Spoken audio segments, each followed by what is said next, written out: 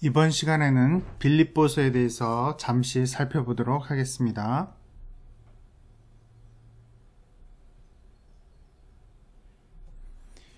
바울은 서두에서 일상적인 문안 인사 후에 빌립보 교인들을 인하여 하나님께 감사하고 그들을 위해 기도합니다. 이어서 자신이 감옥에 갇힌 것이 복음의 진보가 되었다고 지적하면서 그들의 기도에 대한 응답으로 석방될 것을 고대합니다. 그는 비록 고난을 의미할지라도 그리스도인답게 살라고 권합니다. 실제로 기독교인들은 고난을 받으라는 부름을 받았습니다. 바울은 그의 위대한 찬송에서 근본 하나님의 본체시나 사람이 되어 십자가에서 죽으신 그리스도를 본받고 겸손하라고 독자들에게 부탁합니다. 하나님은 그리스도를 지극히 높이셨습니다. 이것은 신실하게 하나님을 섬기라는 한층 대담한 권면으로 이어집니다.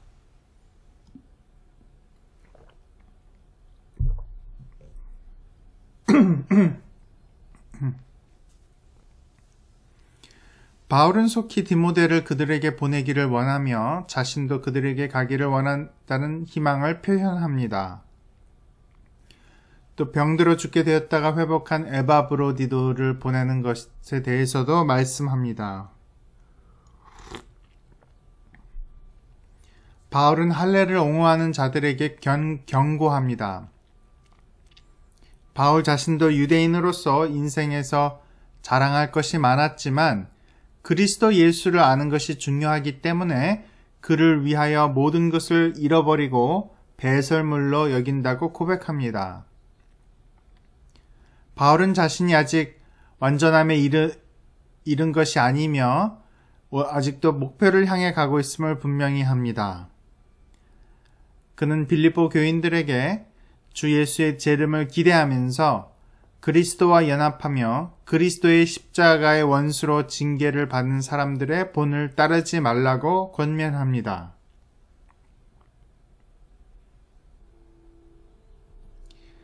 이 서신의 본문이 끝난 후 바울은 자신과 함께 일했던 사람들에게 인사하고 아무것도 염려하지 말고 하나님의 평안이 그들을 지켜주실 것이라고 확신을 가지며 기도하며 주님 안에서 기뻐하라고 말하고 또 기독교의 덕을 전심으로 실천하라고 말합니다. 바울은 계속해서 어려움을 겪고 있는 자신을 도와준 유일한 교회인 빌립보 교인들에게 감사하고 마지막 인사와 그리스도의 은혜를 기원하는 말로 끝을 맺습니다.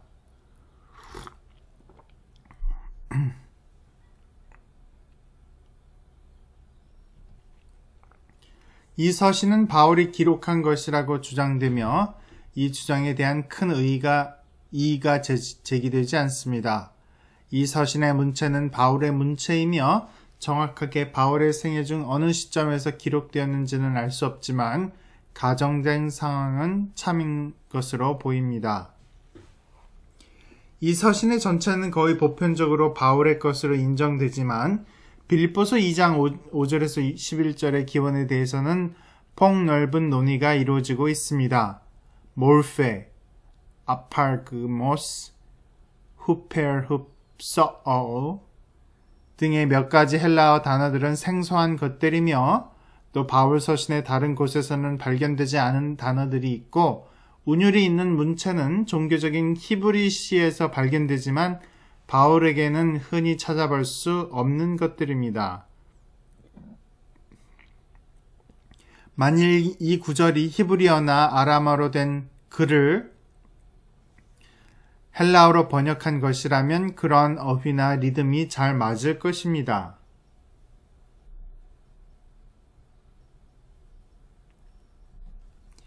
이 구절에서는 그리스도를 종이라고 말하고 있는데 빈센트 테일러는 이것은 이 구절이 바울 이전의 그림을 입증해주는 가장 강력한 논거라고 주장합니다. 이 찬송 앞뒤에서 바울은 빌립보 교인들에게 옳은 행위를 권합니다. 바울이라면 그러한 도덕적 권면 중간에 그처럼 훌륭한 노래를 짓고 즉시 권면을 계속하지는 않았을 것이라고 주장합니다. 또 바울이라면 십자가를 통한 구속, 부활, 교회의 위치 등의 특징적인 주제들을 생략하지도 않았을 것입니다.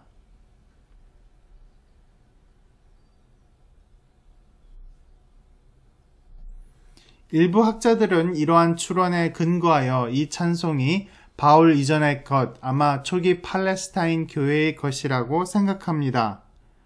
그러나 바울이 자주 사용하지 않는 단어들이 많이 등장하고 운율적인 문체를 가지고 있음에도 불구하고 바울의 그리 확실한 구절들도 많다는 반론이 있습니다. 초기 팔레스타인의 글이라는 주장에 대해서도 바울의 모국어가 아람어였기 때문에 이것이 바울의 저작임을 배제하지는 못합니다. 바울은 소위 종의 신학, servant theology, 이사야서에 고난받는 종을 뜻하는데요.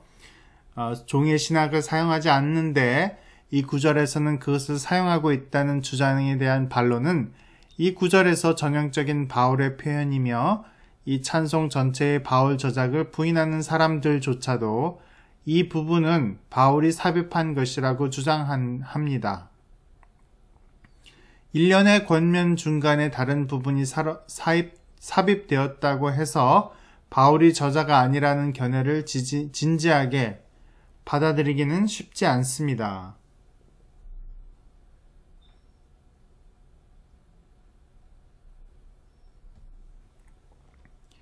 바울의 서신서들에서 종종 예기치 않은 방향 전환이 이루어지며 또 한 서신이 항상 주어진 방침을 벗어남이 없이 따를 것이라고 기대하는 것은 합리적인 태도는 아닙니다. 더욱이 이 견해는 바울이 이전에 지었던 찬송을 이 지점에서 삽입했을 가능성을 고려하지 않고 있습니다. 바울의 특징적인 주제들이 없다는 사실은 그리 중요한 것이 아닙니다. 바울은 어디에서도 그러한 주제들을 모두 언급하지는 않았습니다. 그는 항상 당면한 필요성에 의해서 주제들을 선택했는데요. 이 시점에서 그는 다른 곳에서는 중요하다고 생각했던 주제들을 선택하지는 않을 것입니다.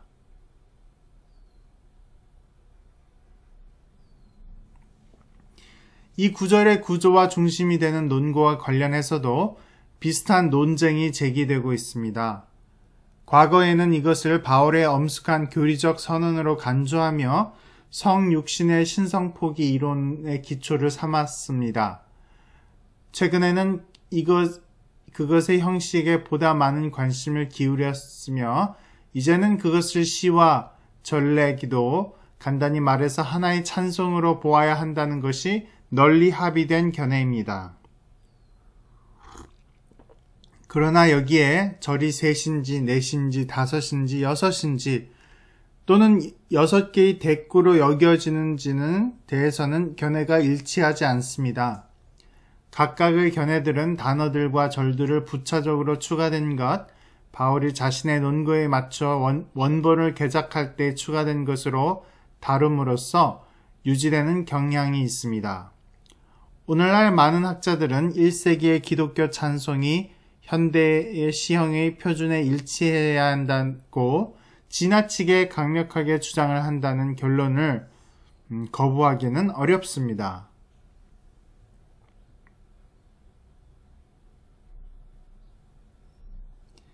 이 구절은 빌립보 교인들이 그리스도를 닮아야 하며 특히 겸손하게 살아야 한다고 주장하는 논증 안에 위치합니다. 일반적으로 이해되는 그 찬송은 그리스도의 삶을 그의 선제와 지상생활과 승천으로 구분하는 최초의 예라고 지적됩니다.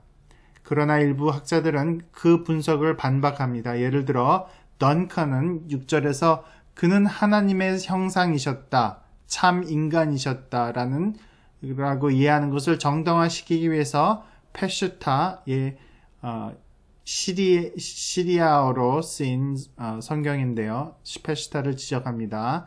시리아어는 고대 시리아어는 아람어하고 아람어였습니다.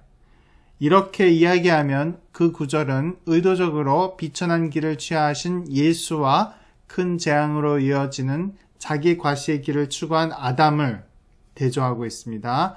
그러나 다른 연구에서는 빌립보서 2장 6절은 그리스도가 지닌 하나님과의 동등함은 그의 힘으로 얻은 것이 아니라는 의미도 이해되어야 한다고 주장합니다.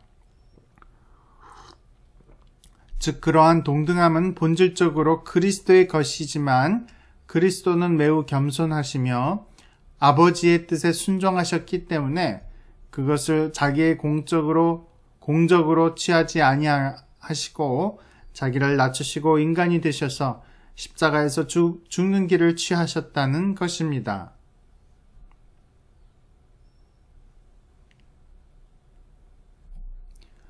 바울은 이미 존재하고 있던 찬송을 사용했다는 것이 인정되고 있습니다. 또 일부 학자들은 바울이 그 찬송을 지었다고 주장하지만 바울이 다른 사람이 지은 찬송을 자신의 목적으로 맞게 개작했다는 것이 보다 일반적인 의견입니다. 예를 들어서 퀘스터는 그 찬송의 기독론의 배경은 유대교의 사변적 지혜 안에서 발달된 고난받는 종이라는 주제를 변형시킴으로써 마련되었다고 주장합니다. 바울은 원래 지혜에 대해 기록된 것을 그리스도에게 적용했습니다.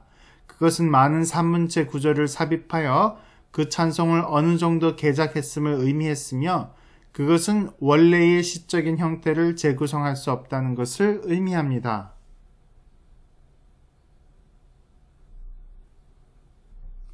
여기서 우리는 모르나 후커의 지혜로운 조언을 상기하게 됩니다. 후커 교수는 이렇게 얘기합니다. 만일 그 찬송이 바울 이전의 것이라면 우리는 그것의 의미를 이해하는 데 도움을 줄 수 있는 지침을 갖지 못하게 된다. 주석가들은 배경에 대해서 논할 수 있겠지만 우리는 바울 이전의 기독교에 대해서 거의 알지 못하며 그 구절이 처음 저술된 상황에 대해서는 전혀 알지 못한다. 그러므로 먼저 현재의 문맥에서 그 구절들의 기능을 살펴보고 바울 자신의 저술들 안에 있는 대등한 구절들을 찾는 편이 유익할 것이다.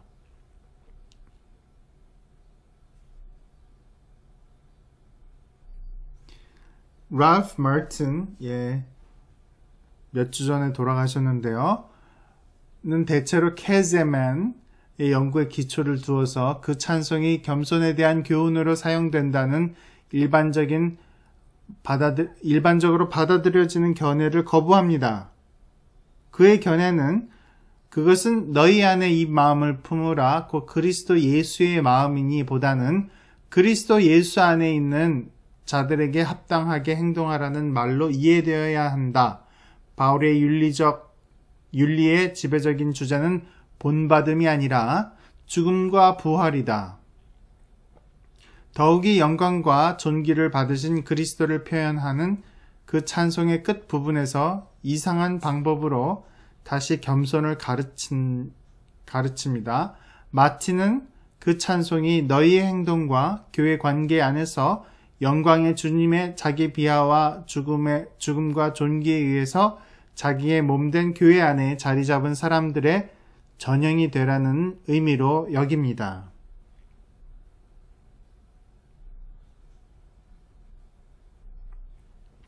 반대로 C.F. 몰은 나는 그 구절 전체가 그리스도의 본을 따르라는 권면으로 본다고 말합니다. 훌더는 그 구절을 다룬 논문의 제목을 겸손의 본이신 그리스도, Christ the model of humility 라고 붙입니다. 그 점에 관해서 의견이 통일되었다고 말할 수는 없겠지만 최근의 연구에서는 케제만이 제시한 해석의 요소의 단점을 다소 설득력 있게 드러내고 있습니다. 어쨌든 바울이 겸손의 중요성을 역설하고 있다는 사실이 쉽게 부인할 수 없습니다. 옥스 교수는 케제만 마틴 계열을 비판하지만 그리스도 찬송이 이 서신의 중심 주제이며 그리스도와 황제 제2에 대조하려는 의도로 자료를 구성했다고 주장함으로써 다른 경향의 증거를 과장합니다. 후자를 뒷받침해주는 증거는 가정에 불과합니다. 기독교인들이 그리스도와 경쟁이 되는 황제를 대조했는지의 여부와는 상관없이 모든 곳의 기독교인들은 그 찬송의 기독론을 좋아했습니다.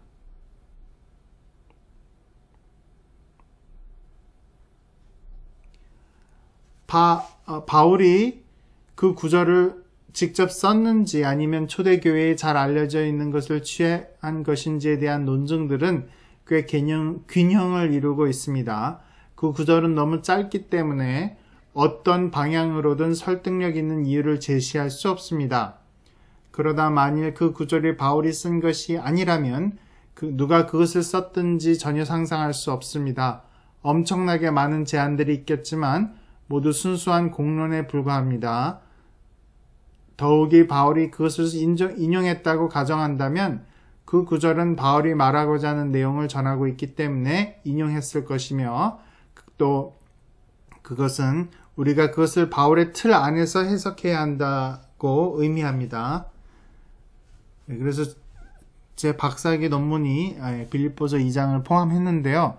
제 개인적인 생각으로는 사도 바울이 초대교회에 있었던 이 그리스도 찬송을 부분들을 인용한 것으로 저는 봅니다. 그래서 바울이 이 겸손과 어떻게 해서 자기를 낮추고 남을 섬겨야 한다는 이런 겸손의 그런 설교 안에서 이 찬송을 인용하면서 자신의 그 서신을 쓰고 있는 것으로 저는 그렇게 보는데요.